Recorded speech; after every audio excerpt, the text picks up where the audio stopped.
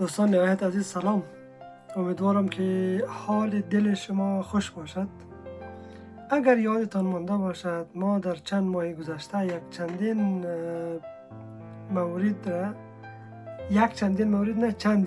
را به ارتباط خوبی‌ها و بدی‌های زندگی در کانادا امروز شما نشر کردم. متاسفانه در وقت مصروف شدیم، فرصتی باقی نشد که ما تجربیات خود شریک کنم امروز شما.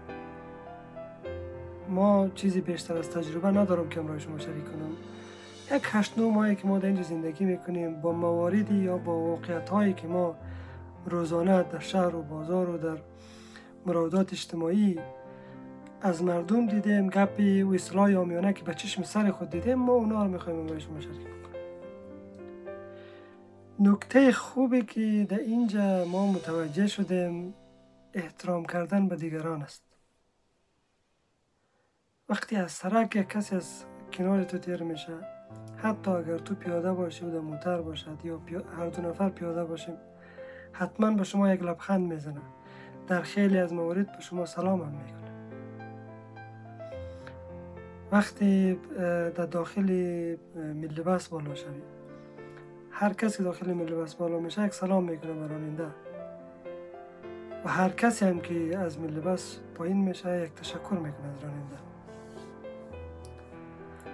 وقتی در یک دکان میری، فروشنده‌ای که در دکان است اونا به تو سلام میکنه.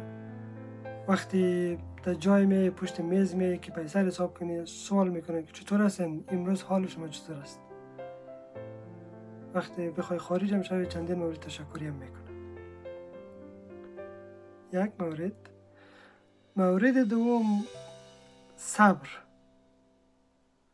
صبر که خیلی ها و در خیلی از کشورها متاسفانه مردم ندارد، حوصله ندارد.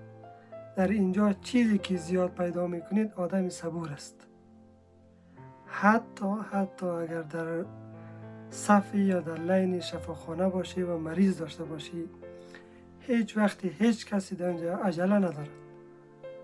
همه بسیار با حوصله‌مندی، با متانت، با پیشانی باز در سر صف خود ایستاد میشه، در سر صف خود میشینه و وقتی که نوبتش رسید میره و خدمات بسیار خوبم در هر بخشی که باشد، در بخش صحت باشد، در بخش آموزش باشد، در خدمات اجتماعی یا خدمات عامه باشد، برایش از طریق دولت یا از طریق نهادها یا از طریق مؤسسات برایش انجام بشه.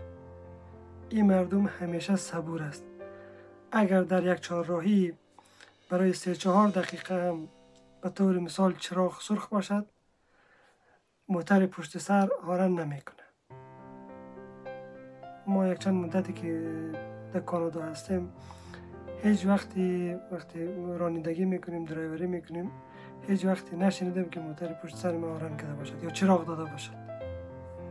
پس 2 مورد از خصوصیات بسیار مهمی که ممکن است یا از مواردی که در خیلی از کشورهای دیگه عملاً کمبودیش احساس شود، در کانادا فراوان است و وافر است و همه به یک نحوی از این 2 مورد بسیار خوب لذت میبرند.